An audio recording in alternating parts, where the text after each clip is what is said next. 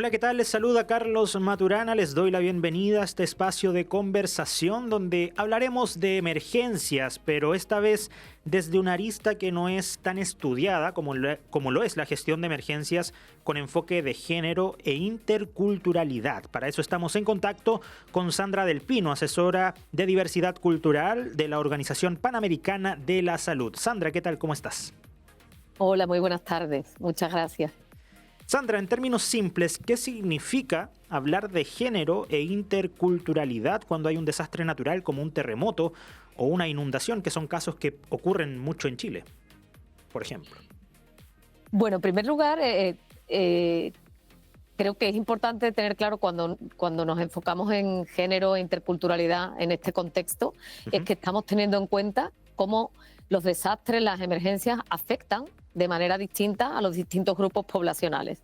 Mujeres, hombres, pueblos originarios, grupos de migrantes. Las mujeres, por ejemplo, son desproporcionadamente más afectadas por los desastres que los hombres, y sobre todo aquellas que viven en mayor situación de vulnerabilidad, como las que pertenecen, por ejemplo, a grupos étnicos o a pueblos originarios. Esto se debe a distintos factores, algunos, por ejemplo, la fragilidad económica, que va a provocar unos límites, ¿no?, para poder contar con recursos, para poder escapar o hacer frente a las emergencias en sí. Eh, Esto es, en síntesis, lo que significa mirar desde una perspectiva de género, pero sobre todo de interculturalidad. En el tema que tengo a mi cargo, en el caso de los pueblos indígenas, por ejemplo, tener presentes los aportes culturales de las distintas comunidades, no solo centrándonos también en las situaciones de desigualdad que estos grupos enfrentan, ¿no? Creo que en líneas generales sería un poco eso, ¿no? Sandra, ¿por qué es importante que se escuche y se respete la forma de vivir y las costumbres de cada comunidad en una emergencia? Porque muchas personas que desconozcan este tema pueden decir por qué hay cierta preferencia por esa persona en vez de yo. O sea, muchos desde una mirada casi egoísta, por así decirlo, ven ciertos beneficios en torno a una persona y no a la suya propia, digamos, en torno a una emergencia que está él también sufriendo. Sí, bueno, en primer lugar porque las emergencias, como yo mencionaba anteriormente, no afectan por igual a todas las comunidades, ¿no? Hay grupos, por ejemplo, los pueblos indígenas, los pueblos originarios, que vienen enfrentando situaciones de exclusión, de discriminación, de pobreza, que empeoran, ¿no?, el impacto que pueden tener estas emergencias en su vida y sobre todo en su situación de salud, ¿no? Hay una serie de factores que vienen enfrentando las comunidades indígenas que las hacen particularmente vulnerables ante los desastres naturales. La pérdida del territorio, la alteración de sus modos de vida, que son íntimamente vinculados a la tierra, ¿no? Esto pues va a incrementar definitivamente la vulnerabilidad a eventos como huracanes, inundaciones o sequías, ¿no?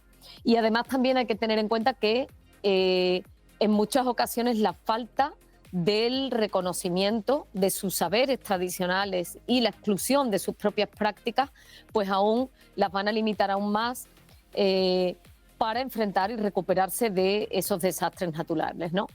Los pueblos originarios, con sus conocimientos de la tierra y de su entorno, han enfrentado durante siglos el impacto de fenómenos naturales.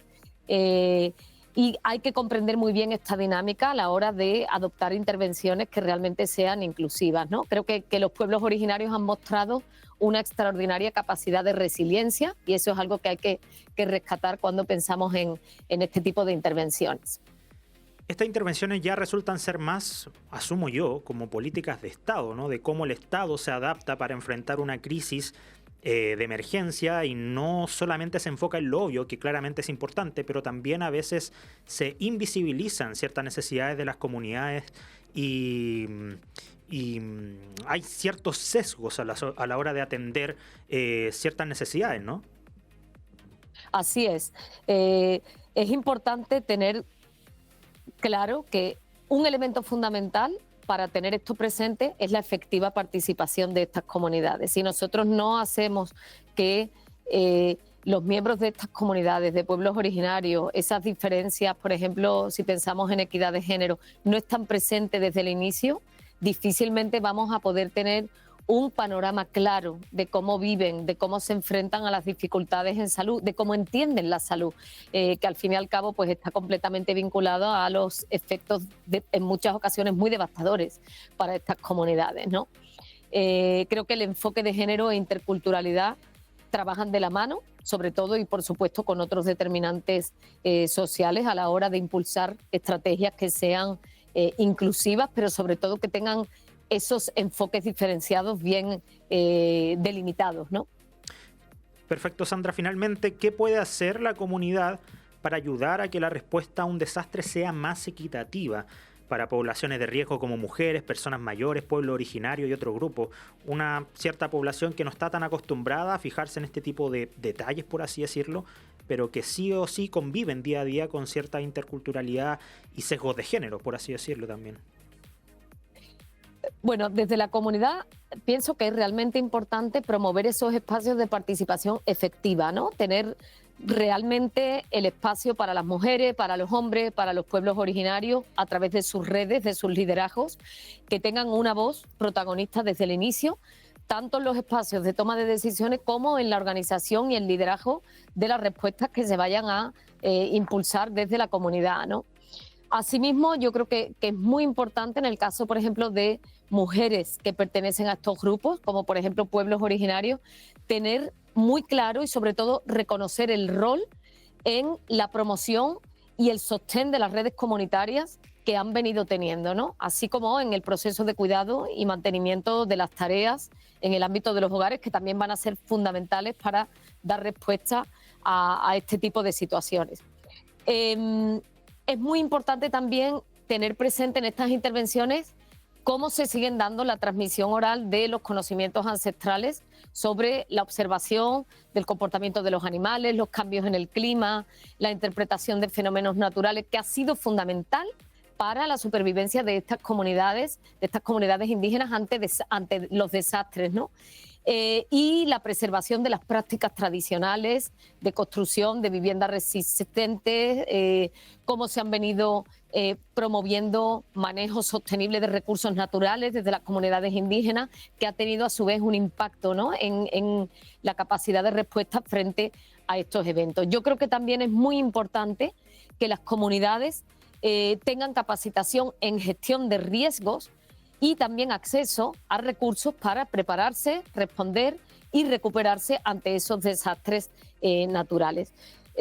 Hay un tema también críticamente importante para las comunidades indígenas, que es precisamente la espiritualidad y la cosmovisión de las distintas comunidades indígenas, que también tienen un rol clave en su adaptación a los desastres naturales, ¿no?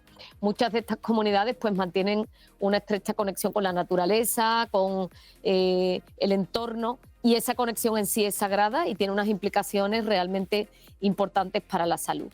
Yo creo que eso serían algunas de las líneas a destacar de cómo poder articular este trabajo, no solo capacitar en el tema de gestión de riesgos, pero también articularlo con ese enfoque intercultural que es fundamental para que puedan darse intervenciones que realmente sean sostenibles, pero sobre todo culturalmente apropiadas.